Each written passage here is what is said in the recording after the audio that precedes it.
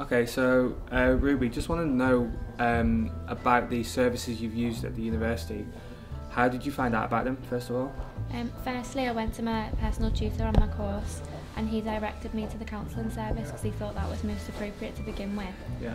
I had a couple of sessions with one of the counsellors, and then I met up with Sheila, the mental health wellbeing person. Okay, so so you've accessed those services, so that's student advice at the university? Yeah, in the Aquinas building? Yeah. So how did you find that? Because I know one problem is a lot of students don't really know about that, so it's great that your tutor told you. So how did you find the process once you first met Sheila? It was dead easy. Yeah. It was so easy to follow, and it was easy to go to. And although I was nervous to begin with, to go in and talk about things with a stranger, it was fine once you got in. Yeah. And it was a dead comfortable environment, and it was like good to get it off my chest and to be able to talk about what I wanted to talk about.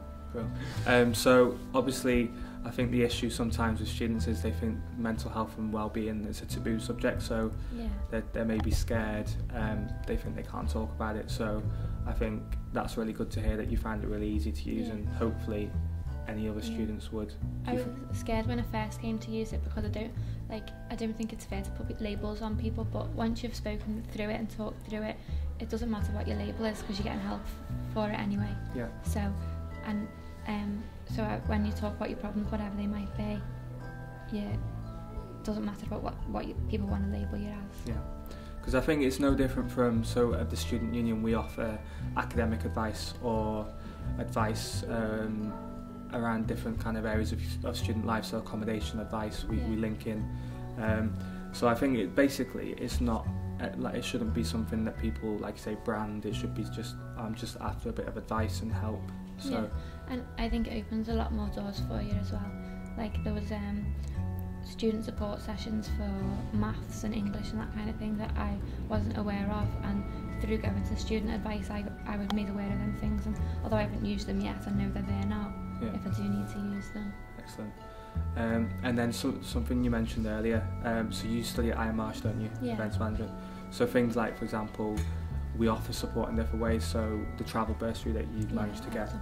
I think it's just kind of key that I'd like students to know that we offer support, the university offers support, and that comes in all different shapes and sizes, whether it's financial, the mental health support or anything like that.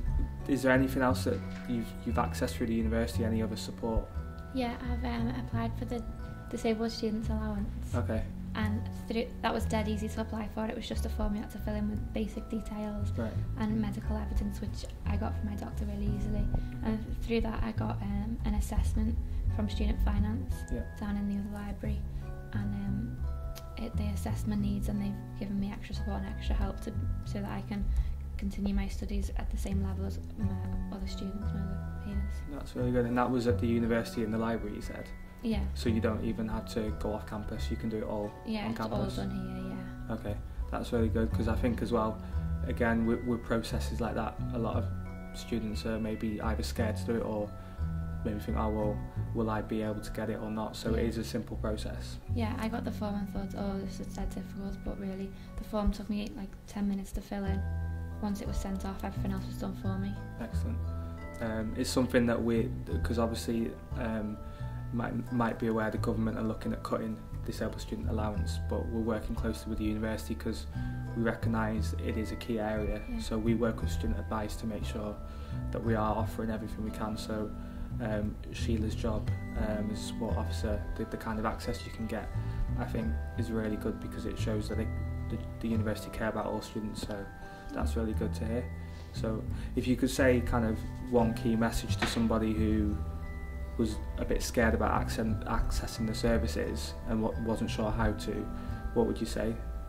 I'd say that it's confidential, so you don't need to worry about it. Anything you say to anybody, it's just between the two of you, and it does provide a lot of help for you, and it can give you help throughout the whole course of your degree. And I'd also say that if you're put off by, so at first I was put off by applying for disabled students allowance, because I don't consider myself as having a disability, because typically people think of it as being just a physical disability. And so I wouldn't get put off by that at all, because once I got over that, it's helped me so much, and it can help. There's probably a lot of people that it could help, but they don't know that it could help them. Excellent. Well, it's great to hear that you've been able to use the services, and that's, I think, really good from the university as well to know that there are people who are accessing services. Yeah. So, yeah, thank you very much for telling us about that.